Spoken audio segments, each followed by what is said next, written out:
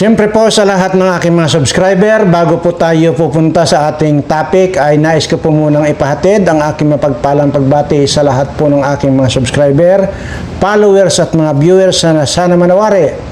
Ligtas kayo sa anumang uri ng kapahamakan, ligtas kayo sa lahat ng uri ng sakit, bagkus ang darating na lamang sa inyo, swerteng walang katapusan. Ayan. So, tatalakayin lang po natin saglit itong sinasabi nitong si Butanding na pamilyang mga tamad at mga pamilyang anghet. Di po ba? Kahapon lang po, noong isang araw lang po yun, di ba? Sinabi niya na wala daw silang utang na loob sa kahit na sino kasi hindi naman daw sila nang hingi ng tulong sa kahit na kanino. Mapakalingap man o ano dahil kumakain naman daw po sila ng 3 beses sa isang araw. Ayan. Kaya po wala daw silang utang na loob sa kahit na kanino. Tama. Kumakain nga kayo 3 beses ang araw. Sa umaga, kamote. Sa tanghali, balinghoy.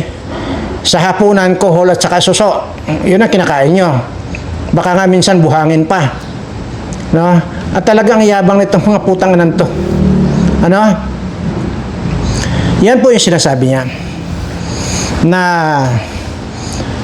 wala daw po silang utang na loob sa kahit kanino. Pero papaano itong aking ipapakita sa inyo, ipapanood sa inyo at mayroon daw, membro ng anghet, ano? Ayaw ko po kasi hindi ko po sikmura yung tawagin na guwapa eh. Ano yun? Team guwapa eh. Kundi ang pwede kong sabihin talaga, team anghet pwede pa. Ano? Mayroon daw po team anghet na nakiusap na po kay Kuya Rab, kay Kalingap Rab, na pabalikin daw po itong si Anghet.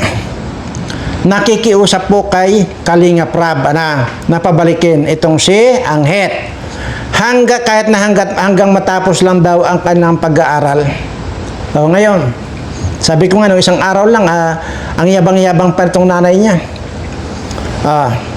Na magsalita ng ganon. O ngayon, paano ito? I'm sure naman na ito ay pinag-usapan nila ito. Tiyak ito pinag-usapan.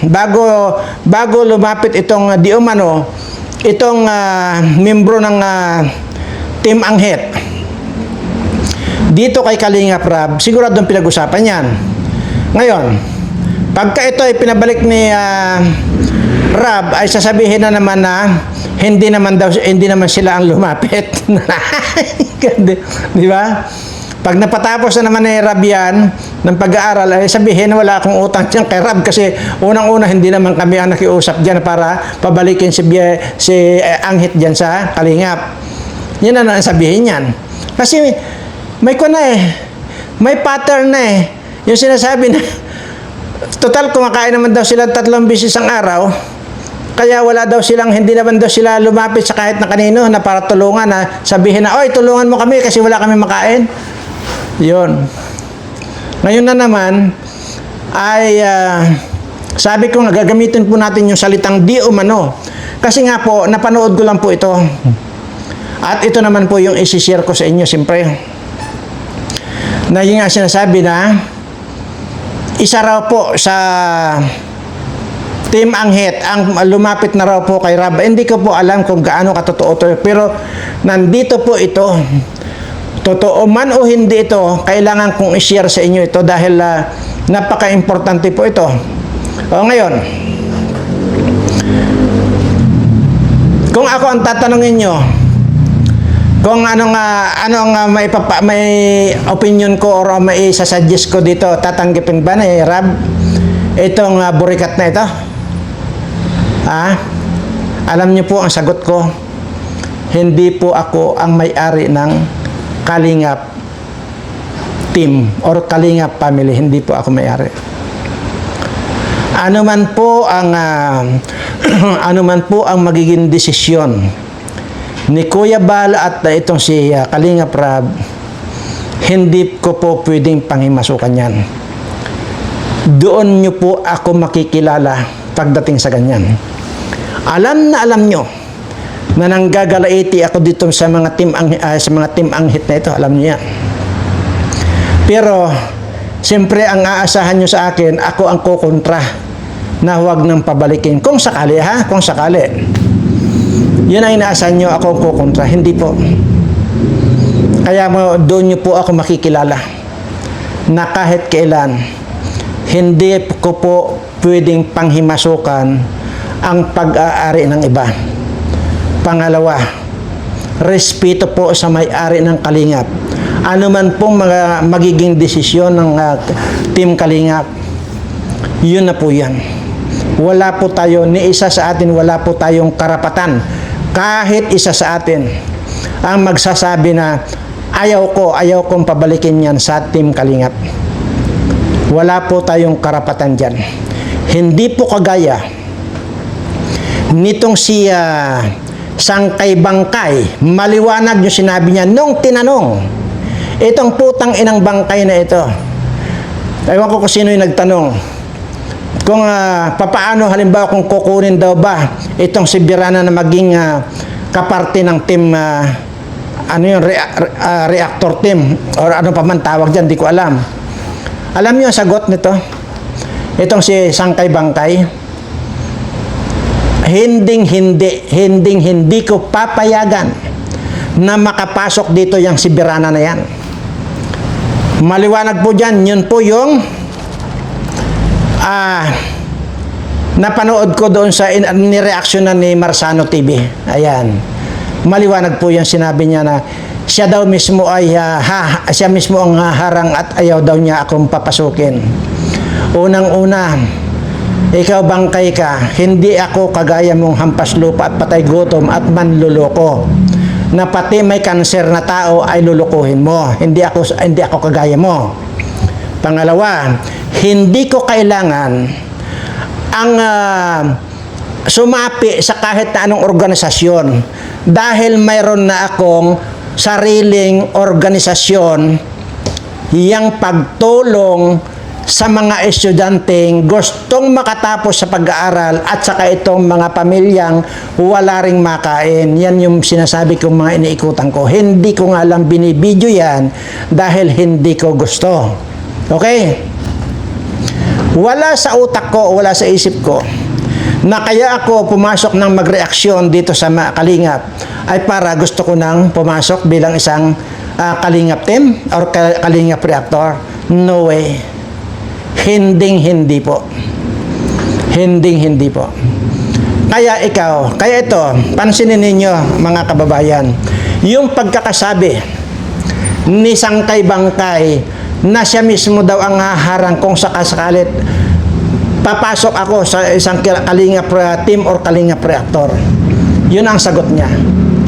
Ang tanong natin ng mga kababayan, ikaw ba ang may-ari ng Kalingap organization?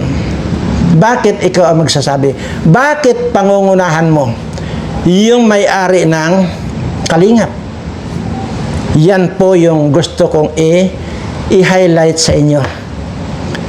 Na kung sakasakali man na hihingin sa akin yung opinion ko or suggestion ko kung sakasakalit bumalik itong si Anghit ay kung mag-agree ako, hindi po ako makapagsabi or magsasabi kung yes or no.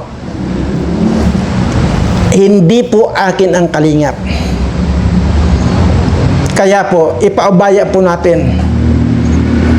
Kahit na buisit ako dyan sa pamilyang tamad na ito, hindi pa rin po ako magsasalita dyan tungkol dyan sa kung babalik man o hindi. Mayroon po tayong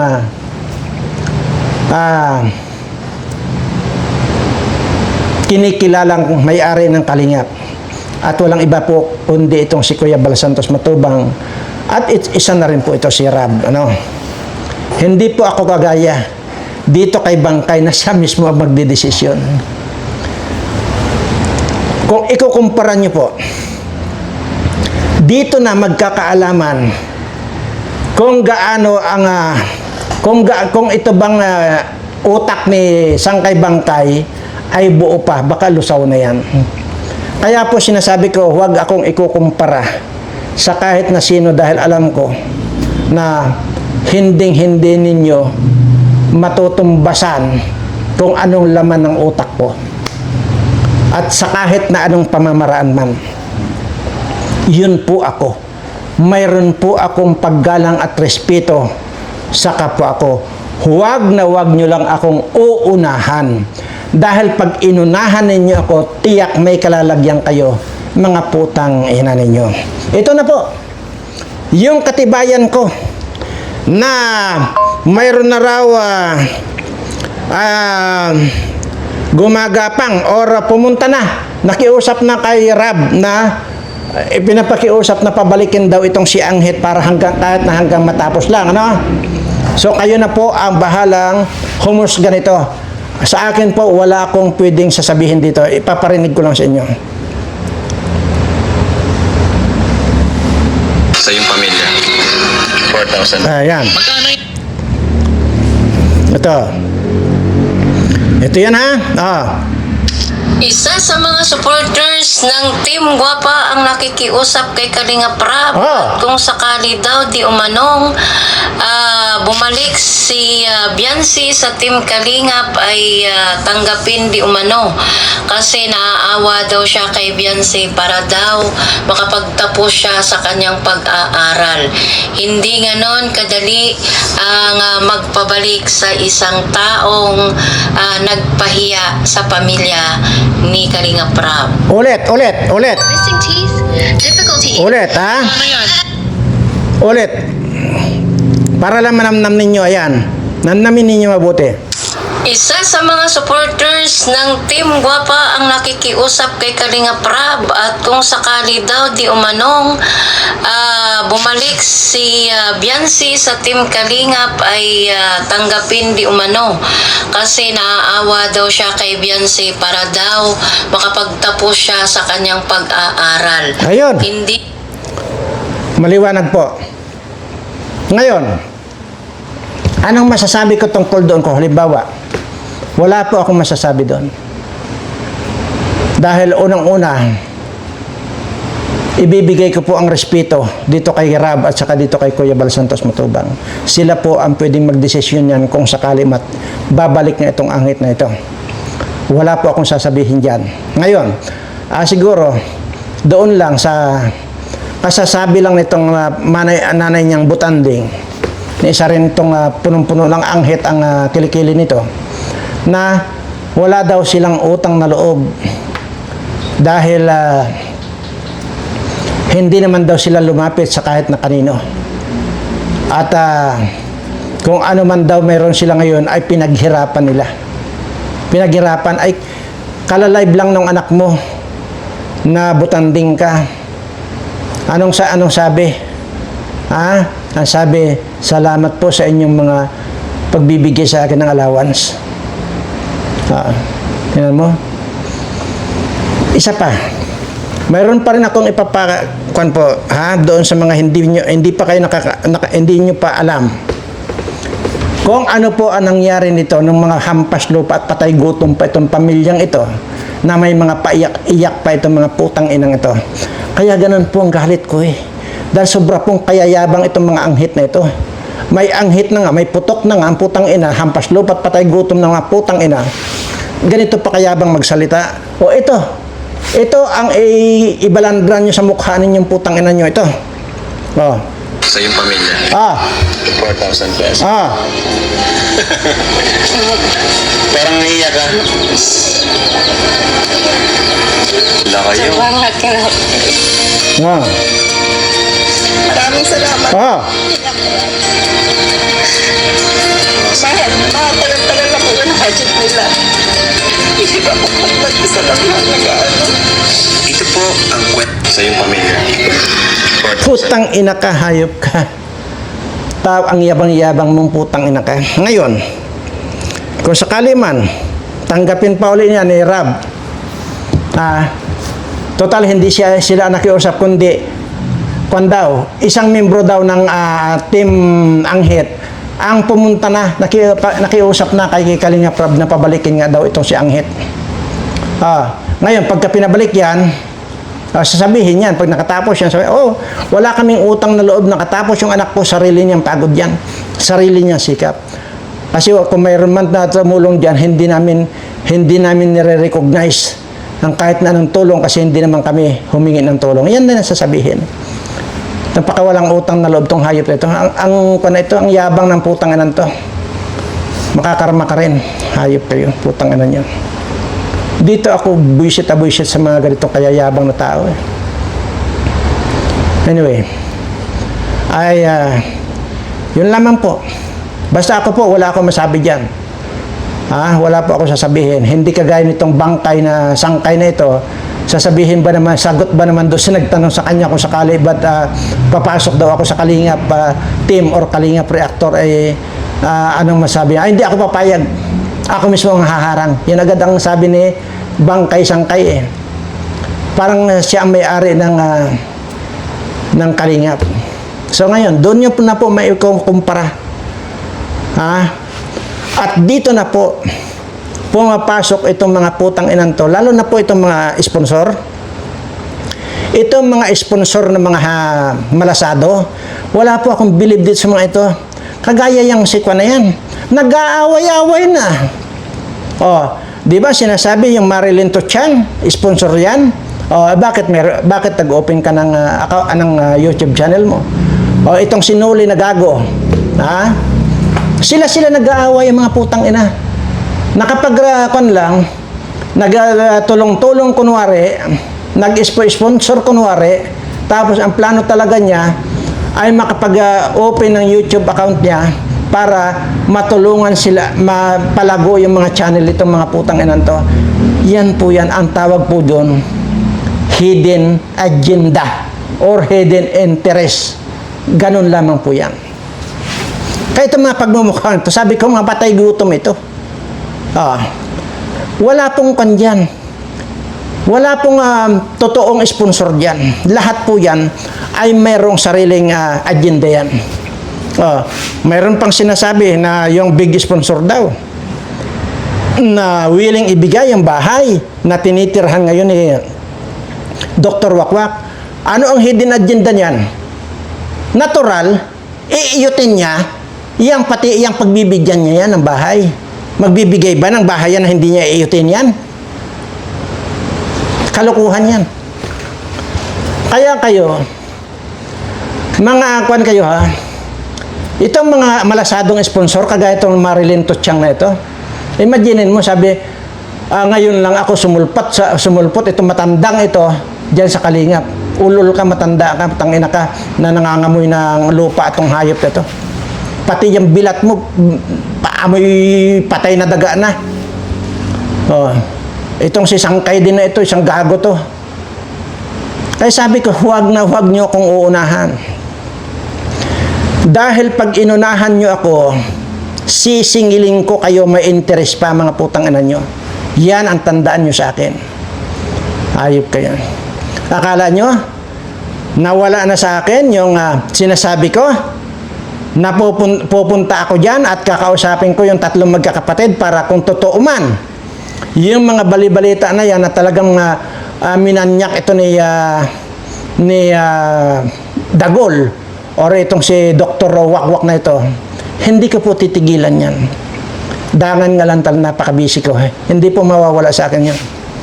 Kaya nga habang hindi pa ako nakakapunta dyan, sana nga lang ay mayroong mag-volunteer na napupuntahan na yung mga tatlong bata na yan. Kung totoo na talagang minulis siya at minanyak nitong wakwak na ito, itutuloy ko po yun. Hindi po pwedeng hindi ko gawin kung ano yung binitawang kong salita.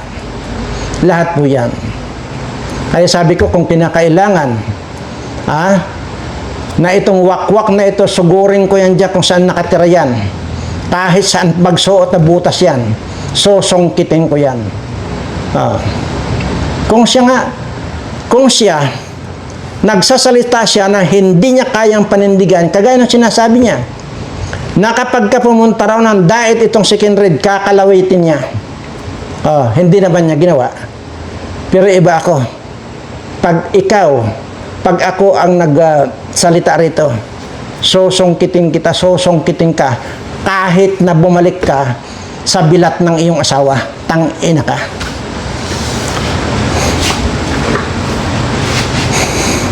May mga inaayos lang ako. Dahil yun lang naman ang way eh. Para kung lang tayo, para idalhin natin sa legal. Kung talagang ito, kung totoo, na ito ay minanyak niya itong 3 bata na ito, dahil well and good. Kaya yung sinasabi ko nga po, baka naman pwedeng may mag-volunteer na kausapin yung 3 bata kung totoo. Para po yung pagpunta ko doon, diretso na po yung pagsasampa ng kaso. Wala pong kanyan. Wala pong piyansa yan. Maniwala kayo sa akin. Wala pong piyansa. Kaya nga, pagpunta ko dyan at kung totoo, na minanyak yan, minulis siya. Diretso po kalabuso yan. Once na inireklamo natin yan, diretso kalabuso yan. Kung totoo, ay siyempre, balita ko lang naman yan, na gano'n, nababasa ko lang naman yan dyan sa comment section, na minulis niyang araw itong Dr. Wakwak na ito. Ito 3 bata na ito. Akala nyo na hindi ko po nakakalimutan yan at gagawin ko po yan. Mag-antay lang po kayo. Mayroon pong time para dyan. Okay. So tapos na po tayo dito at hindi po pwedeng aalis ako sa topic na ito na hindi ko itapik itong mga putang inang mga congressman, senador na mga magnanakaw na ito. O yan, nagtagumpay. Itong mga putang inang magnanakaw na ito at sinasabi pa ni Joel Villanueva na work lang daw. Trabaho lang daw. O kaya nga bumaliktad ka dahil trabaho eh. Trabaho mong magnakaw sa kaban ng bayan na putang ina mong Joel ka. Jesus is Lord, sabi mo. Pero ngayon iba na sinisigaw mo. Marcos is my Lord. Putang ina ka. Ikaw rin nga, Erwin. Tingnan mong kayabangan itong Erwin Tulfo. Akala mo kung sino, magkikita at magkikita tayo. Maniwala kayo sa akin. Hindi nyo pwedeng iwasan ang pagmumukhang ito. Magkikita at magkikita tayo. Wala na akong sasabihin ngayon. Dahil kumpirmado na mga magnanakaw kayo. Wala na kayong ginawa sa Senado. Wala na kayong ginawa sa Kongreso na ika-aaluan or gaganda ng buhay nitong aking mga kababayan, kundi ang mga pinaggagawa ninyo kung papaano kayo makapagnakaw ng mga buwaka ng ina nyo.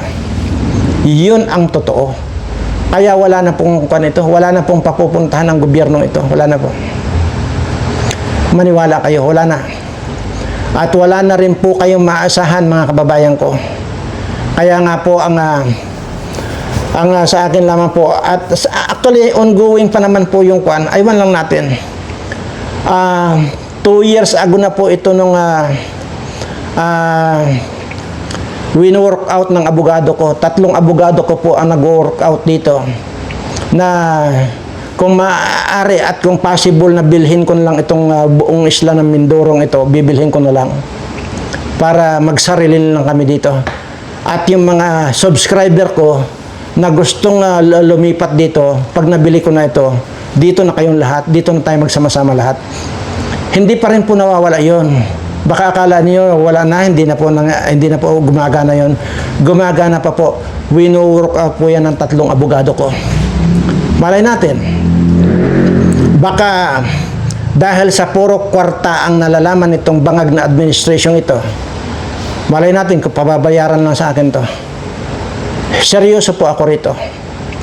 At kung sakali, sinabi ko naman yan 2 years ago, na mga sinabi ko yan na kung halimbawa magtagumpay itong mga transaksyon ng itong 3 abogado ko at pabayaran sa atin ito, buong isla ng Mindorong ito, ay sisikapin kong bayaran para dito lang po tayo magsama-sama.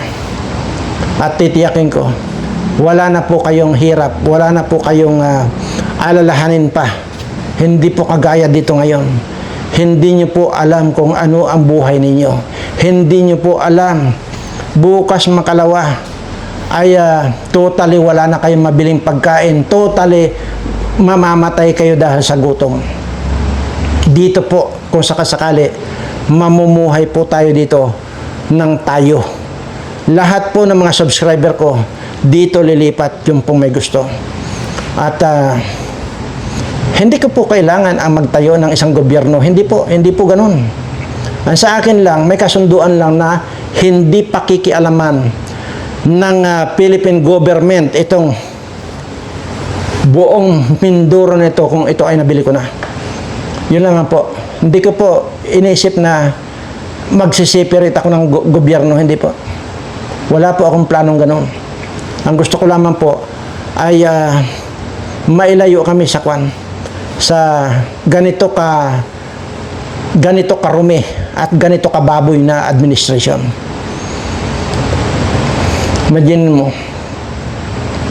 lahat ng mamamayan ng Pilipinas, para yung iginigisa sila sa sarili ng mantika.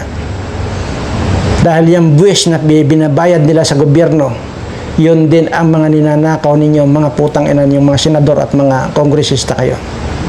Sabi ko nga po, wala na akong sasabihin pa. Basta ang sa akin lang, ang sisiguraduhin ko sa inyo, magkikita tayo at maghaharap tayo. Malapit nyo na makita at makaharap ang pagmumukhang ito. Yun lamang po at maraming salamat po sa patuloy na nagsusubaybay ng aking channel. At sa lahat po ng mga subscriber ko, konting tiis lang po. Makakamtan din po natin ang pag-alwan ng inyong buhay. Maraming salamat at mahal na mahal ko po kayong lahat.